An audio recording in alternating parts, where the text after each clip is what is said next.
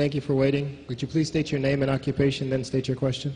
I'm Sakina D'Souza, and I'm a Catholic. I believe Brother Yusuf was a Catholic before. I would like to ask him the simple question. He was brought up like a Catholic, but what made him change? Doesn't he believe that the Messiah is true, or did he ever feel that the religion, Catholic religion, has not brought up any Messiah and the Bible is false? I would like to just know what that means, because he said he was a Catholic before and now he has become a Muslim. What made you change? What was that storyline before? Doesn't he believe that there is a Messiah, or the Messiah had come, saved us, died on the cross? Thank you very much for a good question. I hate to disappoint you, but I wasn't a Catholic. But I was with a Catholic priest the night that he accepted Islam. And I asked him these questions you asked me.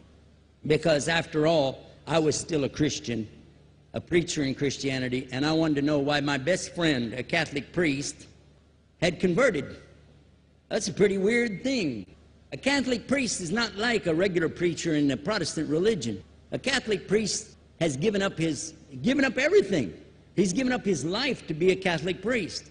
When he enters into this realm, he's basically given away everything. He can't have a wife, he can't have children, obviously no grandchildren. He has no home, he just lives in a rectory or wherever they give him a place to stay. And he's sent wherever they tell him to go, do whatever he's told to do, and that's it. And he cannot disobey the Pope, otherwise they can kick him out of the religion, and if they do, he's excommunicated and he goes to hell forever. So how would a person like this want to become one of those Muslim terrorists? That's what I wanted to know.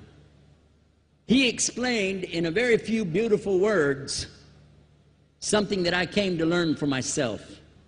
He said that he was sincerely in the Catholic religion because he believed in God, that he had studied, his degree was in theology, and a part of the teaching that they as priests have is to study Islam.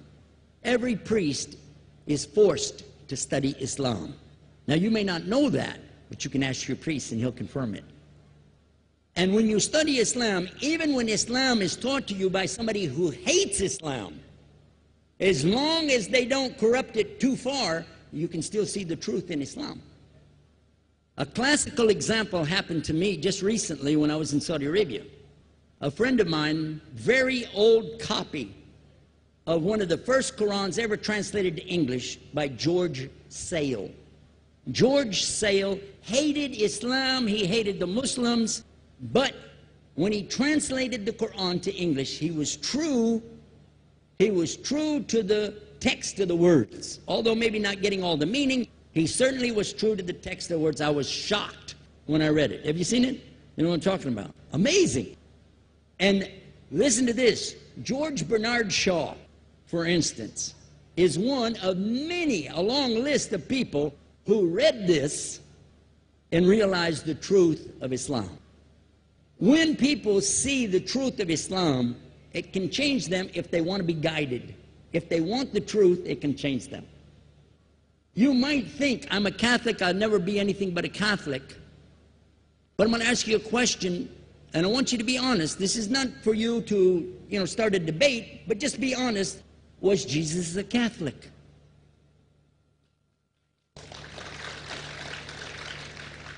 And it's not open to debate, so there's no point in opening that up, because you know and I know he wasn't. The Catholic Church was in business about 300 years before Jesus was born. It's on their website. Don't go like this. It's on their website. That's where I took it from. The Catholic Church was really started in Rome by Alexander the Great. Do you know what the word Catholic means? It means universal. It was the universal church for the Roman Empire. If you didn't join it, you could not be a Roman citizen. And it was opposed to the teachings of Judaism and opposed to the teachings of the early Christians for more than 200 and some years. And they were diametrically opposed to each other to the extent that it was the Romans killing the early Christians. Now, if you understand that, and you go to their website and read, they didn't even take over Christianity until the year 325 AD. And when they did, they changed a lot of things, again, referring to their own website. But if you want to check it in Britannica or Americana or grow your encyclopedias, go ahead and read about the Catholic Church.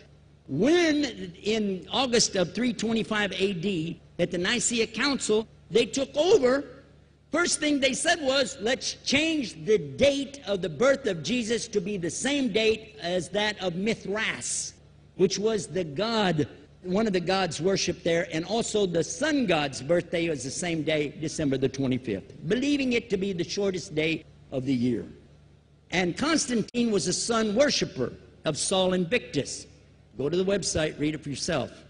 There are a lot of points, but not the least of which, even today, if you go in any Catholic church, and I have, you'll see so many portraits and statues and idols and images throughout the whole place that for the one who's never experienced that, for a Muslim who knows about these images, he'll be like, whoa, a'udhu billah. Whoa, what's this? The first time I walked in a Catholic church, I was about 10 years old. I was shocked. I was shocked at the idols and statues everywhere, because in the Protestant religion, we were brought up to believe that the second commandment was just as important as the first commandment. The first commandment in the Bible, in Exodus, is the same as the first commandment in the book of Deuteronomy. It says, I'm the Lord your God that brought you out of the land of Egypt in the house of bondage. You know no other God beside me. Beside me there's no other gods.